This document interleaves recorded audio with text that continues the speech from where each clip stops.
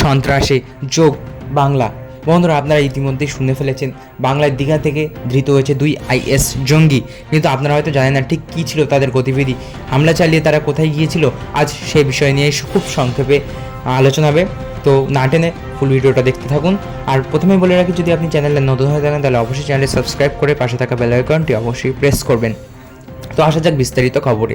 প্রথমে জানা গিয়েছে বেঙ্গালুরুর রামেশ্বরম ক্যাফে হামলা চালানোর পর তারা একাধিকবার হোটেল বদল করার পর চেন্নাই থেকে কলকাতা চলে আসে ট্রেনে, এক্সপ্রেস ট্রেন যেখান থেকে খবর আসছে, এক্সপ্রেস ট্রেনে করে তারা চলে আসে কলকাতায় এসে একাধিকবার হোটেল বদল করে, যেমন খিদিরপুরে ছিল এবং ইকবালপুরে একটা হোটেলের সন্ধান মিলেছে যেখানে তারা ছিল 203 নম্বর রুম, প্রথম তাহলে অর্থাৎ ফার্স্ট ফ্লোরে 203 নম্বর রুমে ছিল তারা।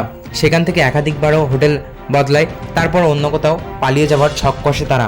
সেই জন্য তাদের গা ঢাকা দেওয়ার জন্য অন্য কোনো জায়গার দরকার ছিল, তাই তারা 28শে মার্চ অর্থাৎ 25 থেকে 26শে মার্চ পর্যন্ত এই দুদিন হোটেল বুক করা হয়, কিন্তু এক্সট্রা আরও 27-28 তারিখ পর্যন্ত আবার ঘরটি নেওয়া হয় বলে জানা গিয়েছে। সেখান থেকে অন্য ডেরায় গা ঢাকা দেওয়ার জন্য তারা ধর্মতলা দীঘা রুটে বাসে করে চলে আসে, অর্থাৎ দীঘায় এসে একটি হোটেল তারা বুক করে যেখানে একদম নিউ দীঘাতে তারা ধৃত হয়। যে IS জঙ্গির কথা শোনা যাচ্ছে, তাহলে এর পেছনে কি তৃতীয় কোনো ব্যক্তি মদত দিচ্ছিল, নাকি তাদের বুদ্ধিতেই চলছিল এসব কাজ, উঠছে প্রশ্ন।